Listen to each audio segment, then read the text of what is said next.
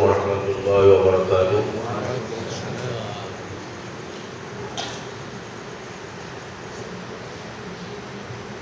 Ila hadratin Nabil Karim Mustafa Rasulullah sallallahu alaihi wasallam. Sya'ulamul Fatihah. A'udzubillahi minasyaitonir rajim. Bismillahirrahmanirrahim. Alhamdulillahirabbil alamin arrahmanir rahim maliki yaumiddin. Iyyaka na'budu wa iyyaka nasta'in ihdinas siratal mustaqim. Shiratal ladzina an'amta 'alaihim ghairil maghdubi 'alaihim waladdallin. Amin. Nahmaduhu wa nasta'inu wa nastaghfiruh wa na'udzu billahi min shururi anfusina wa min sayyiati a'malina. Man yahdihillahu fala mudilla lahu wa man yudlil fala hadiya lahu. Nashhadu an la ilaha illallah wahdahu la syarika lahu wa ashhadu anna Muhammadan 'abduhu wa rasuluh. Subhanaka la 'ilma lana illa ma 'allamtana innaka antal 'alimul hakim. Allahumma iftah 'alaina hikmataka wa anshur 'alaina min khazaini rahmatika ya arhamar rahimin. Yang dihormati ahli jabatan kuasa surau, hadirin dan hadirat yang dihormati sekalian, alhamdulillah dengan izin Allah Subhanahu wa taala serta taufik dan hidayahnya dapat kita hadir pada pagi yang berbahagia ini untuk menyambung pelajaran kita dalam kitab Fiqh Ibadah, masih ke hadis jilid yang kedua ini. Tajuk pada pagi ini ialah masuk berjemaah dalam keadaan tenang. Jadi masuk berceramah pada pagi ini pun nak dalam keadaan tenang juga. Jadi kalau begitu kita mulakan dengan sempena Maulidur Rasul ni. Jadi kita bacakan sikit ayat berzanji rawi ni supaya kita jadi tenang. Sebenarnya tenang ni boleh didatangi dengan ayat Quran dan memuji Nabi pun boleh tenang juga. Dia nak hilangkan rasa rasa duka cita, rasa jadi dia punya tu bacaan ini mudah-mudahan memberi ketenangan jiwa kepada kita. Al-jannah wa na'imuha sa'atun liman yusalli wa yusallim wa yubarik alaihi. Bismillahirrahmanirrahim. Abtadi'ul imla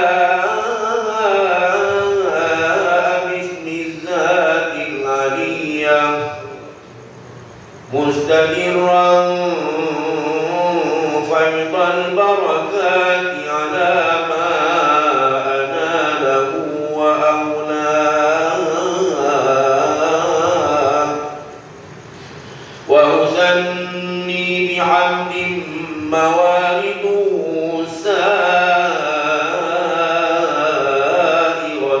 هنية ممطرئا من الشكر الجميل مرايا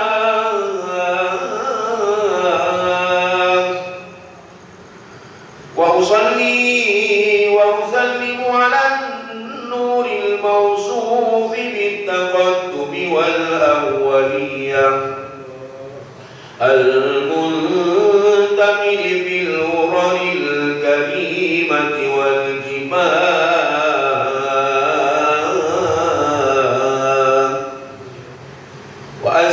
الله تعالى رضوانا يقص الهجرة الطاهرة النبوية ويؤم الصحابة والأتباع ومن والاه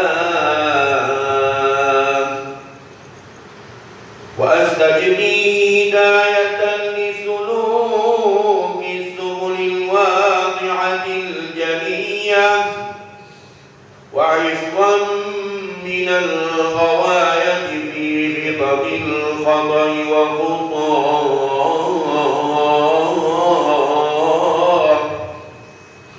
وأنشر من قصة المولد النبوي برودا حسانا عبقريا ناظما من النسل النسب الشريف قد تعلى المسامع بهناه وأستعين بعون الله تعالى وقوته القوية فإنه لا حول ولا قوة إلا بالله أطل اللهم قبره الكريم بعرف شديد من صلاة وتسليم اللهم صل وسلم وبارك عليه. Hadirin hadirat yang dimati sekalian, jadi tajuk pada pagi ini mudah-mudahan dapat kita menghayatinya dalam kehidupan kita hari-hari, yaitu masuk berjemaah dalam keadaan tenang. An Abi Hurairah radhiyallahu anhu qala Rasulullah sallallahu alaihi wasallam idza sami'tumul iqamata famshu ila as-salati wa alaikum as-sakinatu wal waqaru wa la tasri'u fama adraktum fasallu wa ma fatakum fatimu rawahu al-Bukhari wa Muslim. Dari Abu Hurairah radhiyallahu anhu katanya, Rasulullah sallallahu alaihi wasallam telah bersabda, apabila kamu mendengar qamat semasa dalam perjalanan ke masjid atau semasa perjalanan ke surau, maka berjalanlah dalam keadaan tenang, maka berjalanlah dalam keadaan penuh hormat, dan janganlah kamu berjalan cepat dengan terburu-buru, iaitu tergopoh-gapoh. Bawa bertenang, bawa jalan cara aman damai. Oleh itu, mana-mana bahagian sembahyang yang kamu dapat bersama-sama imam, maka kerjakanlah, dan mana-mana yang tertinggal, maka sempurnakanlah dia sesudah imam memberi salam. Jadi ini Islam mengajar kita supaya kita sentiasa berada dalam keadaan tenang.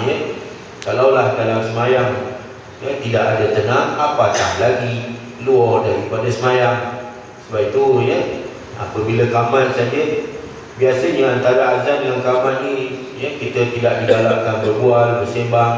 Kita digalakkan supaya berdoa, munajat, meminta kepada Allah SWT permohonan-permohonan yang datangkan keberkatan dunia dan akhirat. Tak digalakkan berbual. Sebab itu disebut di sini apabila kamu mendengar qamat, maknanya antara azan dengan qamat, perjalanan antara perjalanan di antara rumah ke surau dalam pada masa orang belum qamat itu, maka dituntut supaya kita berada dalam ketenangan. Pasal apa? Kita menunggu semayang itu serupa macam dalam semayang juga. Kita menunggu semayang seperti dalam semayang. Lebih baik tak digalakkan kita berbual, malah kita macam seolah-olah dalam semayang. Jadi kita hadirkan hati kita kepada Allah SWT supaya mendapat ganjaran pahala yang besar.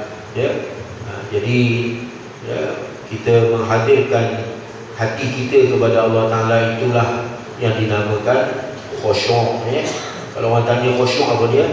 Khusyuk ialah menghadir hati kepada Allah Subhanahu wa Ta'ala, iaitu ingat kepada Allah dan hilangkan lintasan-lintasan yang lain daripada mengingati Allah. Banyak benda yang boleh melalaikan kita. Sebab itu solat kita dinilai dari segi kekhusyukan kita. Kalau 50% khusyuk, yang 50 lagi tak khusyuk, semayang sah, tapi pahala dia kurang. Sebab pahala ni dinilai dari segi kekhusyukan, dinilai dari segi keikhlasan hati kita kepada Allah Subhanahu wa Ta'ala. Kerana amalan kita sentiasa diiring, sentiasa diarahkan pahalanya sampailah ke pintu langit yang pertama, langit pintu langit yang kedua, pintu langit yang ketiga, pintu langit yang keempat, keenam, ketujuh, sampailah ke hadrat Allah Subhanahu wa Ta'ala.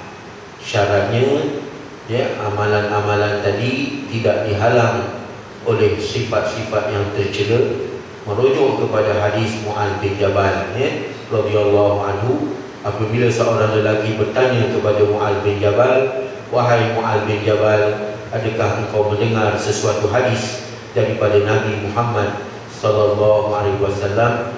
Lalu Mu'adz bin Jabal menangis, dengan menangisnya seolah-olah tidak mau berhenti daripada menangisnya.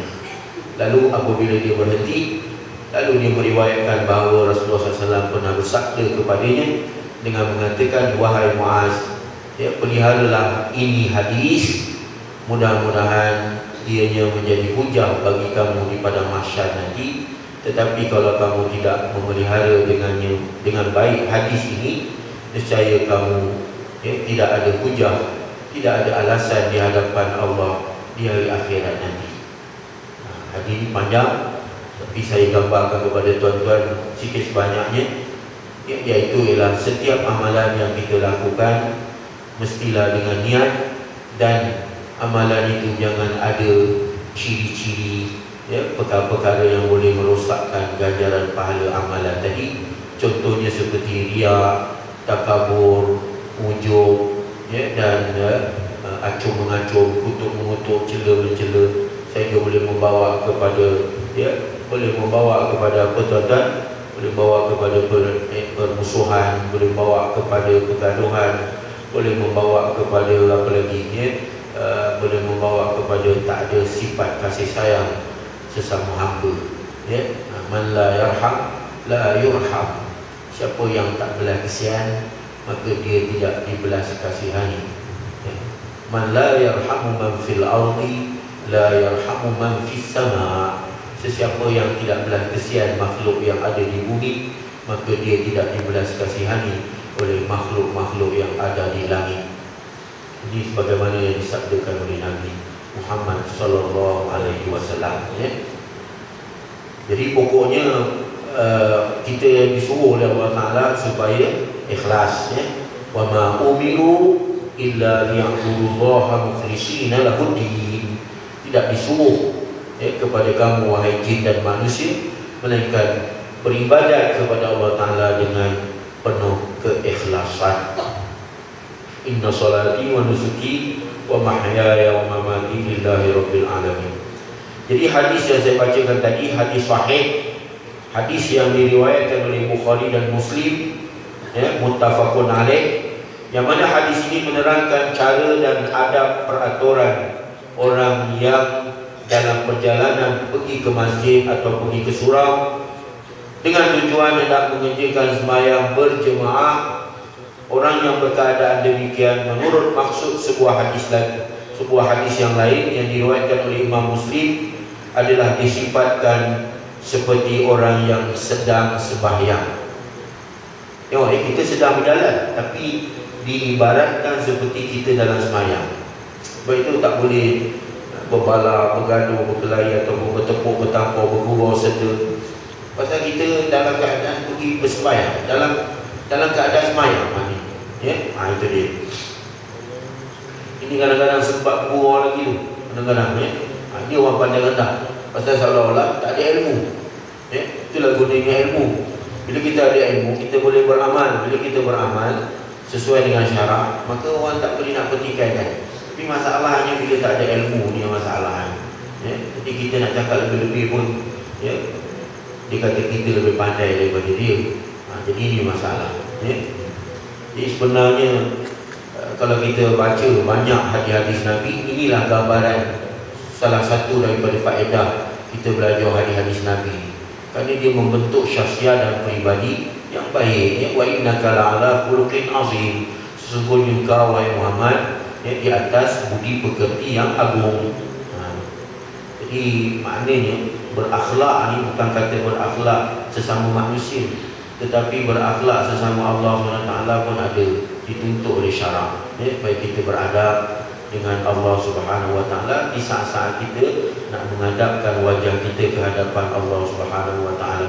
Sebenarnya kalau ikutkan daripada adab 15 minit, setengah jam ataupun 10 minit sebelum azan pun dah digalakkan kita menjaga adab-adab kita seperti mengambil wudu. Tak boleh berbual ketika mengambil wudu, makruh. Dibenci oleh Allah Subhanahu Wa Taala.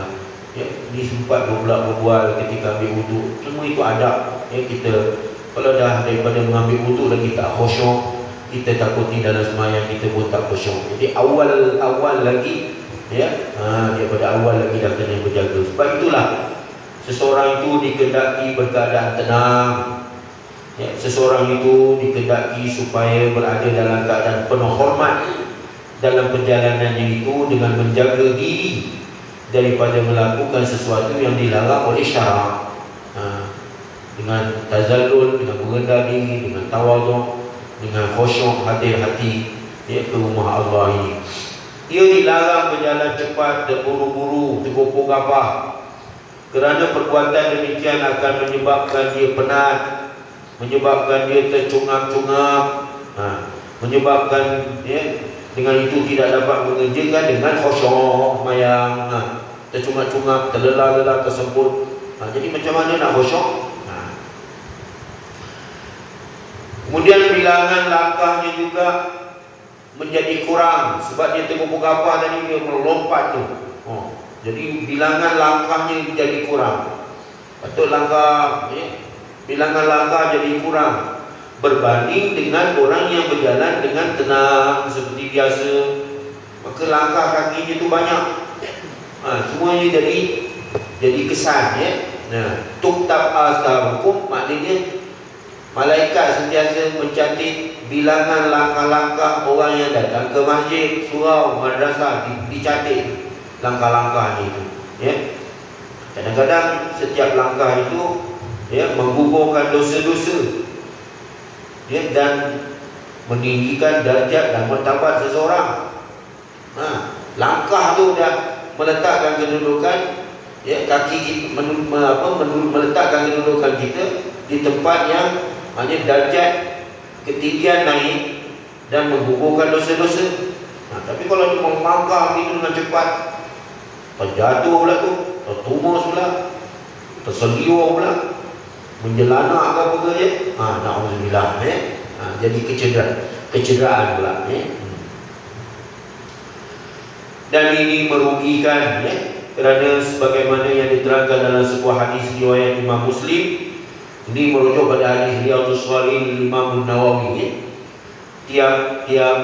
Bahawa tiap-tiap langkah dalam perjalanan seseorang ke masjid, setiap langkah, ya, dalam perjalanan seseorang ke surau untuk mengerjakan sembahyang berjemaah, yang satu menghapuskan satu dosanya, dan yang satu lagi meninggikan darjatnya setingkat lagi, setingkat lagi demi setingkat demi setingkat lagi. Itu sebab orang yang datang ke masjid, surau, madrasah ni, ya, dia tetamu Allah, dia mendapat rahmat dari Allah, rumah tangga jadi berkat, rezeki jadi bertambah, macam-macam. Ini keberkatan-keberkatan yang ada pada masjid ini. Kalau kita tidak mengambil peduli, maka kitalah yang rugi, ya. Kemudian kita pergi kepada satu tajuk di sini diterangkan mengingatkan imam ketika terlupa dalam sembahyang, ya. Apabila imam semasa membaca terlupa sesuatu ayat, atau terlupa sesuatu, ya, atau terlupa satu dua kalimat dalam sesuatu ayat yang dibaca oleh imam tadi, ya, hendaklah makmum membaca ayat, hendaklah makmum tadi membaca ayat atau susunan kalimat-kalimat itu dengan betul. Susunan kalimat-kalimat ayat itu dengan betul. Tujuannya tak lain tak bukan supaya dapat didengar oleh imam, dan dengan itu dapatlah imam mengingatkan semula bacaannya balik semula. Contohnya macam mana? Katakan, A'udzubillahi minasyaitonir Bismillahirrahmanirrahim. Tiba-tiba imam dia baca Maliki Yaumiddin. Nampak? Ini kalau itu sebab Nabi kata apa? Wahai sahabat-sahabat yang mempunyai ilmu pengetahuan mendalam, dikehendaki duduk di samping imam. Siapa yang dia tahu tentang hal-hal sembahyang ni, bacaan-bacaan dalam sembahyang ni, Nabi lebih suka di kalangan sahabat-sahabat yang peka, ya, yang kata peker, dia duduk di belakang makmum, di belakang imam. Pasal apa? Dia cepat dapat boleh membetulkan. Dia minta yang macam itu. Dia prihatin. Salah aja terus dia betulkan. Kalau macam itu punya salah tu, bacaan tadi tu boleh membatalkan sembahyang. Pasal Fatihah ni, yang umul kitab, rukun, ya, rukun sembahyang apa semua, ya. Tengok. Salah tu kan. Bismillahirrahmanirrahim. Maliki yaumiddin. Tiba-tiba ni Maliki yaumiddin dia. Apa yang tertinggal? Alhamdulillahirabbil alamin. Ar-Rahmanir-Rahim. Kan serupa tu. Bismillahirrahmanirrahim dengan Ar-Rahmanir-Rahim. Dia terkeliru kat situ imam tadi. Dah apa dia ingat tak tahu. Sampai terkeliru. Jadi makmum ni tadi yang ada di belakang ni terus Alhamdulillahirabbil alamin. Ar-Rahmanir-Rahim. Tegur macam tu. Dan imam pun barulah dia mula balik, Bismillahirrahmanirrahim. Alhamdulillahirabbil alamin. Ar-Rahmanir-Rahim. Kan? Barulah betul. Jadi tak adalah berkecamuk habis jemaah. Ada yang mufarakah lah, ada yang ni, ya, ada yang jadi dua bendul pun ada, ikut aja pun ada, macam-macam. Jadi bercelaru habis, ya. Itu sebab pentingnya ada orang menegur di belakang. Itulah pentingnya, ya. Jadi kadang-kadang yang dalam di umur pun jadi imam juga kadang-kadang ni, tak kisahlah kalau dia betul-betul prihatin. Ini baru nak sembahyang ni, Allahu Akbar. Bismillahirrahmanirrahim. Tiba-tiba makmum belakang imam tu cicak jatuh kat telinga tu. Sampai kena telinga tu imam. Tu imam kata, Bismillahirrahmanirrahim. Apa ni? Tengah sembahyang cakap apa ni? Kata makmum yang belakang yang tepi cicak tadi, dia kata, cicak kan. Dah lah habis batal. Ustaz, ada cara lain boleh kita tu imam kalau silap itu macam mana ni? Ada cara lain kita boleh betul-betul ni. Caranya itulah makmum tadi, tak ada cara lain melainkan pembetulkan bagi Fatihah tu balik dengan menyebut Alhamdulillahirabbil alamin. Ar-Rahmanir-Rahim. Imam tu dia peka. Sebab jadi imam bukan jalan orang, dia kena peka lah dia. Orang ni kena pantas dia punya ingatan dia. Oh, aku dah tersalah. Tapi tak payah cakap, oh, aku dah tersalah. Tak payah cakap dia. Dia tua betul saja lah. Alhamdulillahirabbil alamin. Ar-Rahmanir-Rahim.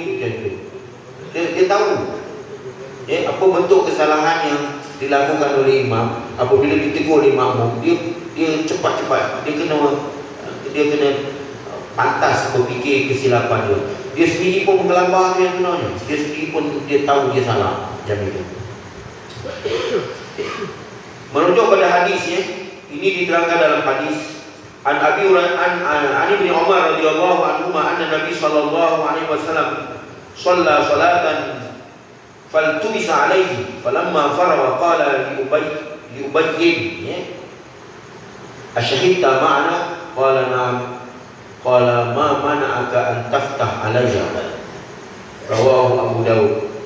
Hadis diriwayatkan oleh Abu Dawud, ya.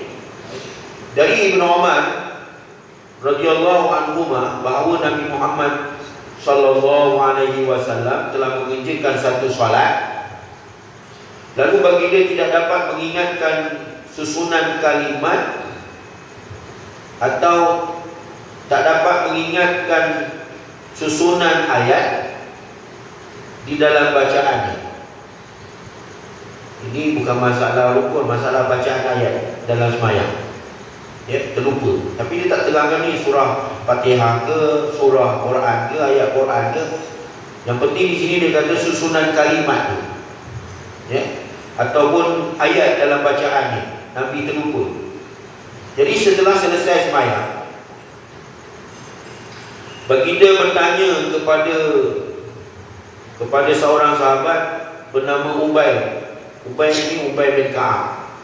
Ingat, ya, sahabat Nabi di antara yang begitu hebat dalam bacaan Al-Quran, di antaranya Ubay bin Ka'ab. Itu sebab yang duduk belakang Nabi itu Ubay bin Ka'ab, salah seorang sahabatnya yang terkenal lah, ya. Ubay bin Ka'ab. Di antara surah yang berkaitan dengan Ubay bin Ka'ab ni, Lam Yakuni. Nabi kata kepada Ubay bin Ka'ab, wahai Ubay bin Ka'ab, Allah menyebut, Allah suruh aku membacakan Lam yakuni alladhina kafaru min ahli kitab ini kepada engkau. Lalu Ubay bin Ka'ab berkata kepada Rasulullah, ya Rasulullah, nama aku Allah sebut ke? Iyalah, Allah sebut nama kau. Allah sebut nama aku. Tengok dia menangis. Menangis. Apa sebab? Tengok Lam yakuni alladhina kafaru, di ujung tu ada sebut radhiyallahu anhum wa radu an dzalika liman khashiya rabbah. Sebenarnya Ubay bin Ka'ab dia terpesona dengan ayat di ujung Lam yakuni alladhina kafaru tu. Pasal itu termasuk dalam mereka-mereka yang di bawah naungan pokok Syajaratul Ridwan semasa mengadakan perjanjian Hudaybiyah. Ini sahabat-sahabat ini digembirakan dengan masuk syurga, tuan-tuan. Jadi mereka ni begitu rindu dengan Allah Subhanahu wa taala. Sebab itu Imam Nawawi datangkan satu tajuk dalam hadis Riyadhus Shalihin. Ini satu bab pada menyatakan tentang kelebihan menangis kerana rindu kepada Allah. Jangan pandang sia-sia. Orang menangis kerana rindu pada Allah ni di antara amalan para sahabat dan para anbiya, para rasul. Itu jadi Ubay bin Ka'ab ni bila selesai sembahyang bersama Rasulullah tadi, salah seorang sahabat ni, jadi Rasulullah kata kepada dia, baginda bertanya kepada Ubay, adakah engkau turut sembahyang bersama kami? Padahal sembahyang belakang Rasulullah, engkau ni sembahyang bersama aku ke? Ataupun kau duduk satu wadi lain, aku duduk kat wadi lain. Aku duduk kat lembah lain, kau duduk kat lembah lain ke? Jadi itu ada makna Rasulullah kata tu. Jawab Ubay, ada aku di belakangmu. Mana? Adakah engkau turut sembahyang bersama kami? Jawab Ubay, qala na'am, ada. Jawab Ubay. Jadi kalau begitu, jika demikian, fama mana'aka an taftah alayya. Jika demikian, apalah yang menghalangmu daripada mengingatkan aku tadi? Ingatkan aku bacaan ayatnya yang tersangkut, yang tak dapat nak sambung. Ingatkan sabda baginda lagi ni. Mana Nabi bersabda tadi? Sebenarnya hadis ni hadis yang diakui kebenarannya ni. Hadis ni hadis sahih, diriwayatkan oleh Abu Daud. Ini mengenai bacaan. Kalau imam tersalah baca, betul kan? Tapi masakan makmum menghafal ayat yang dihafal di imam? Kalau haram tak ingat, macam mana? Nak betul kan? Pakai sejak sepi kan kau? Sujud aja lah. Cik Kamil ada? Ya? Cik Kamil ada betul kan? InsyaAllah. Tapi kalau kena ayat yang payah-payah, kadang-kadang tak terbetul kan kita di belakang ni. Itu sebab kadang-kadang imam ni dia tengok. Kalau dia boleh baca, dia baca. Kalau dia rasa tak boleh baca, janganlah baca. Dia rasa ragu-ragu. Dia boleh hilang ayat Quran di sekelip mata. Tambah pula dalam hati kan, oh sedap betul lagu aku baca ni. Asal lagi siap kau. Orang yang baca bila dia kata dalam hati dia, oh sedap betul lagu aku baca ya. Asal lagi siap lah. Dan dia lupa tu, menggelabah habis. Nak ambil yang awal, yang ujung dah tak tahu kat mana nak ambil lah. Ujung pangkal habis lupa. Terus sujud dah. Oh aku banyak sujud tu. Dah lupa. Inilah penyakit ni. Penyakit lupa ni nak bagi kuat ingatan macam mana kena banyak baca Quran. Baca Quran, banyakkan zikir. Itu kuat ingatan insya-Allah. Kalau imam pula terlupa mengenai sesuatu perbuatan sembahyang, maka makmum dikendaki mengingatkan dengan menyebut subhanallah seperti yang diterangkan dalam hadis. An Sahal bin Sa'd bin Sa'idi radhiyallahu anhu, an Nabi sallallahu alaihi wasallam qala, "Man nabahu syai'un min salati falyaqul subhanallah, innamat tasbihu lin-nisa'i wat tasbihu lir-rijali." Rawahu Imam Ahmad wa ghairihi. Dari Sahal bin Sa'd As-Sa'idi radhiyallahu anhu, dari Nabi Muhammad sallallahu alaihi wasallam sabdanya, sesiapa yang berlaku kepadanya sesuatu perkara dalam sembahyangnya, maka hendaklah ia mengingatkan orang lain dengan mengucap subhanallah. Janganlah kaum lelaki bertepuk tangan, kerana perbuatan bertepuk tangan itu hanyalah untuk kaum perempuan, dan bertasbih mengucap subhanallah adalah untuk kaum lelaki. Orang lelaki dia subhanallah, yang pula orang lelaki pula itu salah, itu tak kena, ya? Hadis diriwayatkan oleh Imam Ahmad wa ghairihi, hadis yang sahih diriwayatkan oleh Imam Ahmad dan lain-lain. Jadi baginda sallallahu alaihi wasallam menerangkan hukum yang demikian kerana baginda mendengar beberapa orang lelaki bertepuk tangan di dalam sembahyang semasa mereka hendak mengingatkan imam. Sebenarnya pernah berlaku zaman Nabi, ya, lelaki pukul tangan yang belakang tangan macam, Nabi dengar, ya. Demikian juga halnya jika seseorang itu sembahyang seorang diri, kalau ia seorang lelaki, hendaklah ia mengucap subhanallah. Apabila ada orang memanggilnya atau apabila ia hendak mengingatkan orang lain daripada sesuatu yang membahayakan, boleh cakap dalam sembahyang, iaitu subhanallah. Jangan cakap benda lain. Hari kanan dekat bawah, orang bagi salam, Assalamualaikum. Kita tengah sembahyang, nak bagi tahu kata kita sembahyang, cakap macam mana? Oh, yang aku tengah sembahyang, habis batal. Habis? Ini satu ilmu ni. Tapi orang yang belajar ni, dia dah tahu. Orang tak belajar, Arab dah tahu mana dia nak buat. Ini kelebihan. Assalamualaikum. Bagi salam. Yang buat apa tu kat atas tu? Subhanallah. Oh, tengah sembahyang. Boleh. Siapa di sini dia kata,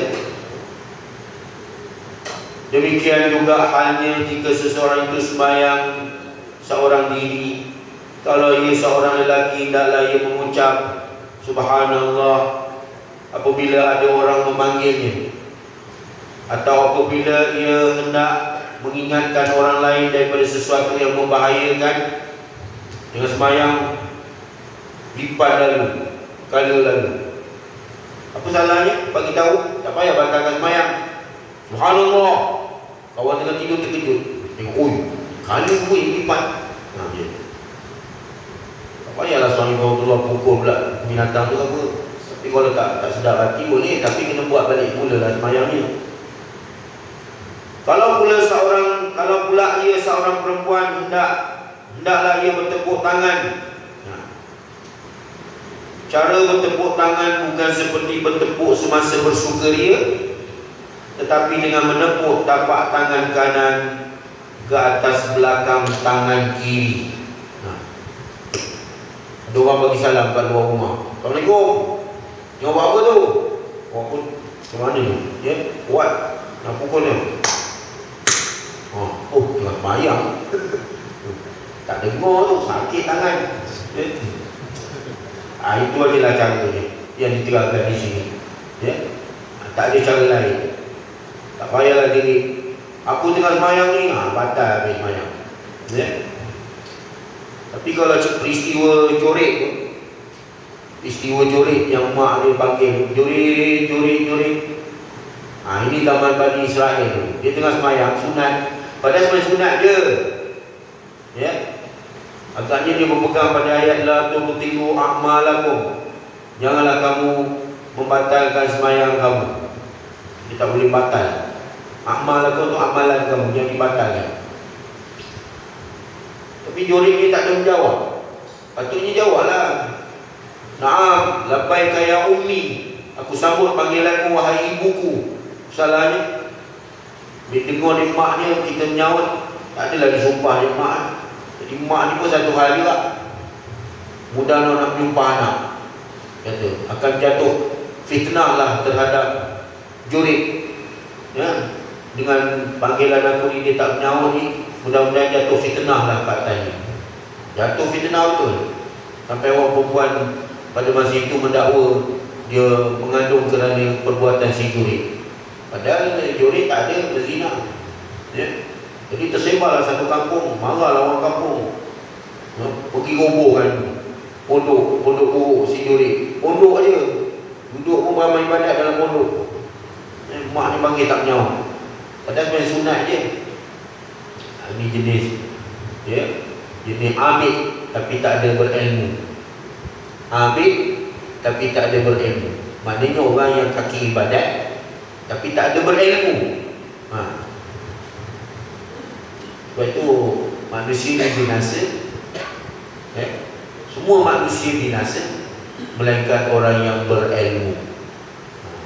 Ilmu ni kan banyak, ilmu pengetahuan yang berbentuk, ilmu pengetahuan betul-betul ilmu.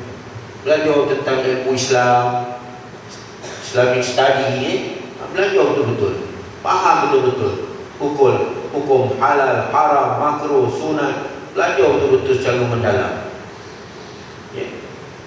Biar kita jadi ulama, biar dia alim betul-betul tentang agama ini, barulah selamat.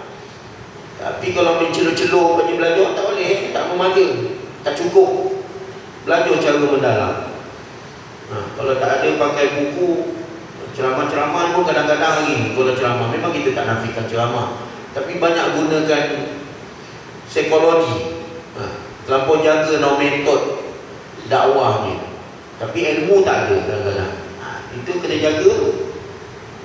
Punya minatnya sampai beribu-ribu orang. Tapi isi ilmu tu apa dia? Kalau betul-betul ada ilmu tak apa. Orang yang nak menyampai pun nak kena ikhlas. Orang yang mendengar pun nak ikhlas.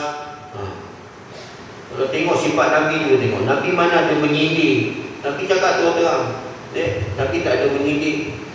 Ini kita tengok dalam setengah-setengah ceramah tu dia suka sindir-sindir. Orang pun kecil hati kadang-kadang. Jadi pecah belah, kutuk mengutuk, cela-mencela. Ini semua bawa pada orang ni impak orang ni impak orang ni konon dia rasa lebih pandai daripada orang ini. Na'udzubillah min dzalik. Ini semua punca-punca pecah belah. Patutnya ada tawaduk. Tawaduk maknanya merendah diri, bukan merendah diri merayak macam orang lipat tu. Merendah diri maknanya menzahirkan perasaan, rasa tawaduk. Contohnya katalah, saya ni jahil, saya ni tak reti, saya ni bodoh, tak ada ilmu. Tapi siap orang lepas setengah jam menggelengsik buat syarat kerja. Itu kata tawaduk. Buku yang dikarang oleh orang dulu, mana ada? Belilah buku ini, mana buku yang paling hebat sekali, yang tak terdapat di mana-mana dunia sekalipun. Orang dulu tak ada. Inilah buku yang dikarang oleh hamba yang hina-hina. Nampak? Tapi kalau dia cakap macam itu zaman sekarang, memang tak laku lah buku. Memang tak laku lah, tak ada promosi. Tapi itulah buku yang kadang-kadang kemunafaatannya begitu mendalam. Pasal orang dulu ni ikhlas. Wa ma umiru illa liya'budullaha mukhlishina lahud-din. Tidak disuruh jin dan manusia itu supaya beribadat kepada Allah dengan penuh keikhlasan. Itu masalah laku tak laku, itu punya pasal. Yang penting mendapat keridhaan Allah Subhanahu Wa Taala. Itu yang penting. Dan bagi nasihat-nasihat ni kadang-kadang bukan kita matlamat kita nak mengenakan orang itu, nak mengenakan orang ini, bukan, tapi semata-mata menuntut keridhaan Allah Subhanahu Wa Taala. Hatilah niat yang betul. Innamal a'malu binniyat. Setiap amalan itu mesti dengan niat. Apa-apa kebajikan tuan-tuan, sedekah, khairat, buat kebajikan, semua bersertakan dengan niat. Kemudian tuan-tuan sekalian, kita pergi kepada perkara-perkara yang sunat dilakukan oleh imam sesudah dia memberi salam. Imam ni apa dia buat selepas daripada memberi salam? An Samurata radhiyallahu anhu qala kana Nabi sallallahu alaihi wasallam idza shalla salatan aqbala alaina biwajhihi. Ya. Hadis ni hadis sahih diriwayatkan oleh Imam Bukhari. Afdalul musannafat ba'da al-Quran kitab al-Bukhari. Seabdal karangan selepas daripada Al-Quranul Karim kitab Imam Bukhari. Ini ada syarah kitab Imam Bukhari terjemahan dalam surah. Inilah satu-satu surah yang saya jumpa kitab Imam Bukhari. Tengah-tengah surah kitab Imam Bukhari pun tak ada. Apatah lagi di rumah dan solat tak ada kadang-kadang. Kau tak betul-betul. Itu Abdul Musannafat kitab Al-Bukhari. Dari Samurah radhiyallahu anhu katanya, biasanya Nabi Muhammad sallallahu alaihi wasallam apabila selesai mengerjakan sesuatu sembahyang berjemaah, maka Nabi akan berkisar menghadap mukanya ke arah kami, ke arah para sahabat. Habis dia bagi salam, terus menghadap kepada makmum terus. Macam itu. Dalam hadis yang lain yang diriwayatkan oleh Imam Muslim dan diriwayatkan oleh Abu Dawud daripada Bara' bin Azib radhiyallahu anhu, bahawa baginda menghadap ke sebelah kanan. Dia kata macam saya buat tadi, menghadap belah kanan, menghadap ke sana.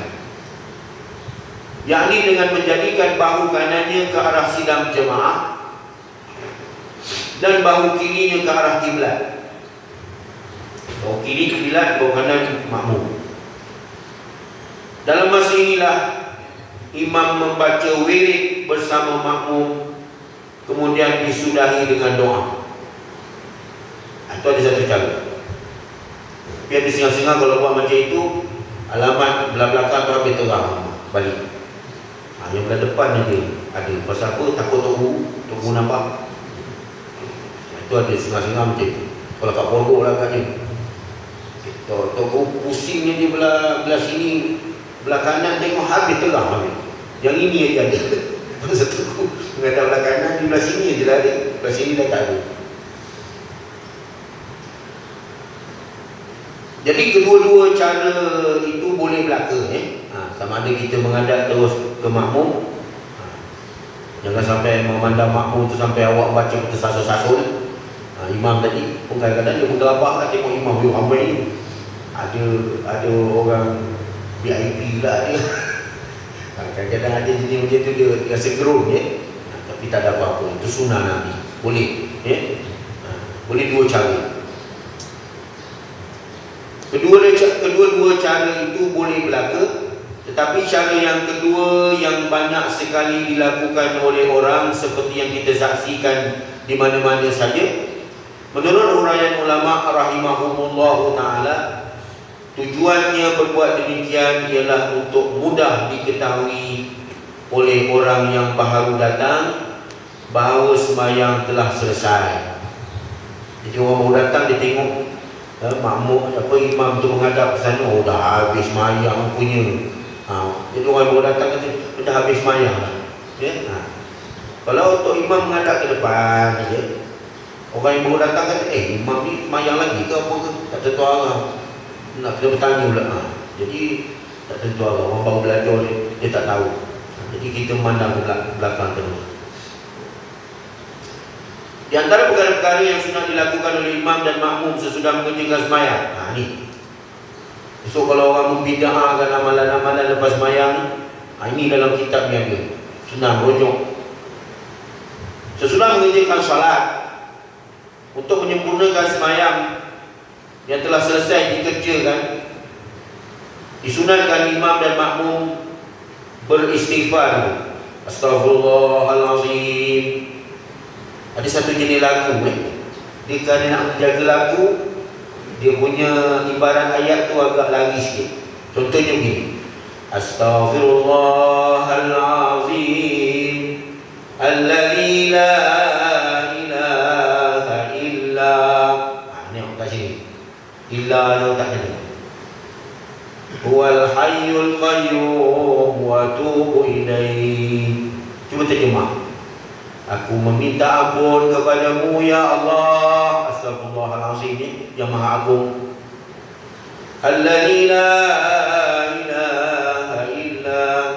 Tiada Tuhan yang disembah melainkan.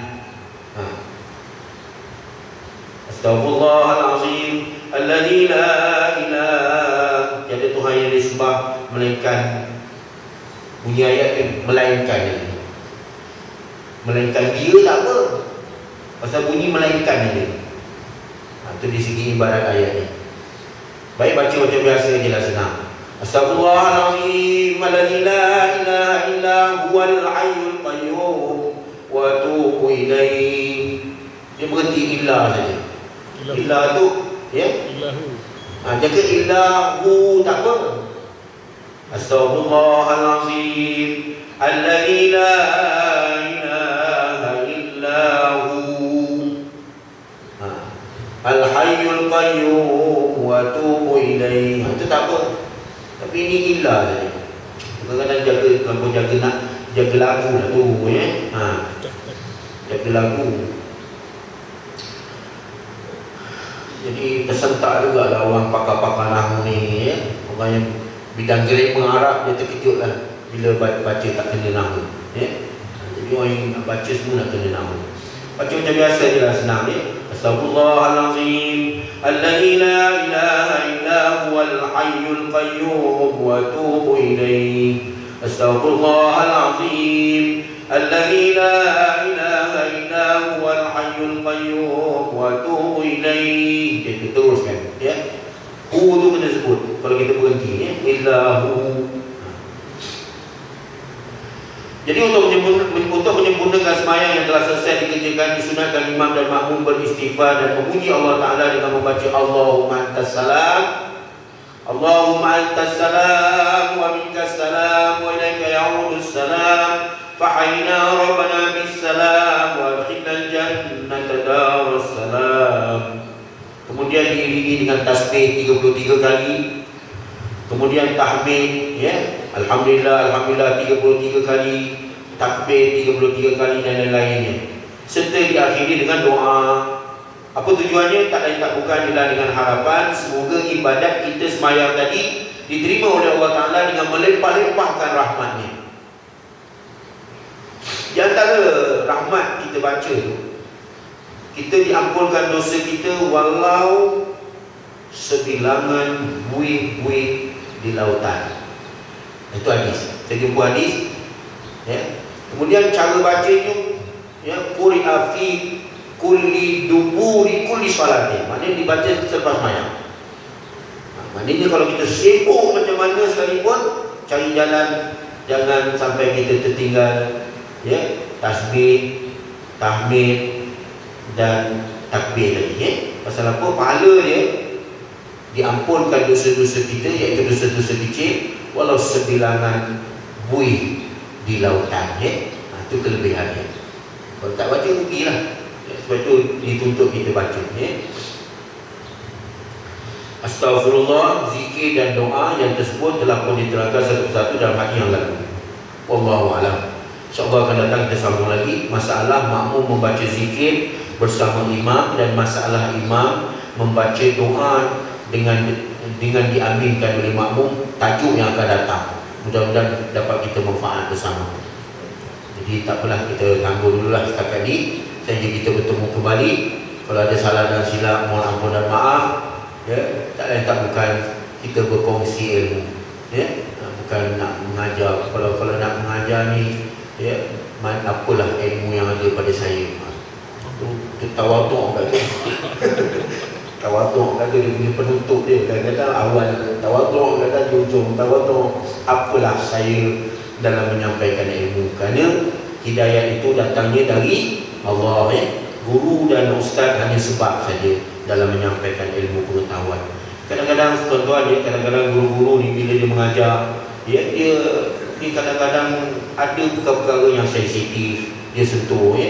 Itu kadang-kadang dia tak ada niat nak menyanyi orang ya. Tak lain tak bukan semata-mata kerana keikhlasan dan kejujuran dia. Kadang-kadang lidah dia bercakap tu pun Allah yang menggerakkan ya. Kerana keikhlasan itu saja. Tapi tak tahulah pula ada sangka tak baik ke dan ke buruk ke. Wallahu a'lam. Allah yatawalla sarair.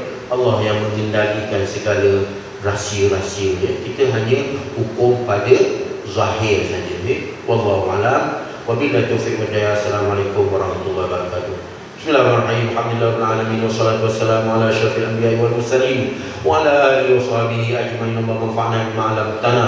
Allahumma waffiqna lima tuhibbu wa tarda waj'alna min ibadika shalihin. Allahumma ghani ya hamid ya mubdi ya mu'id ya rahim ya wadud ya fa'alu lima yurid. Aghnina bi halalika an haramik wa bi ta'atika an ma'siyatik wa bi fadlika amman siwak. Allahumma afina min kulli bala'i dunya wa 'adzabil akhirah warfa'na al-bala' wal waba' wal bala' wal riya' wal zina wal ahwa wal fahsya' ma dhahara minha ma batana baladina za khassa amilal muslimin amma bi rahmatika ya arhamar rahimin. Allahumma zuqna bi tilawatil Qur'an wa zuqna tilawatahu ana al-layli wa atrafan nahar. Subhanallah wa bihamdihi subhanaka Allahumma bihamdika nashhadu an la ilaha illa anta nastaghfiruka wa natubu ilaik. Bismillahirrahmanirrahim. Al-'ashr innal insana lafi khusr illa alladhina amanu wa 'amilus solihat wa tawassaw bil haqqi wa tawassaw bis sabr. Wa sallallahu ala Muhammad wa alihi wa sahbihi wasallam.